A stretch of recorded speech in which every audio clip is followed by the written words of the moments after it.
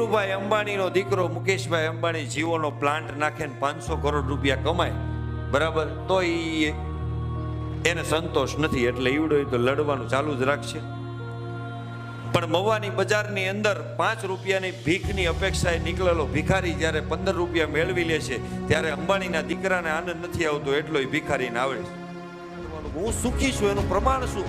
એનું પ્રમાણ એક જ, કે તમે વડીલ છો, ઘરની અંદર 4 તમારા સભ્યો છે, ઘરના 4 સભ્યો છે, એ 4 સભ્યો તમે થઈને 4 જણા થાવ છો, એમાંના 3 જણા રાતે સૂતી વખતે દાંત કાઢતા કાઢતા હોવા જોવે.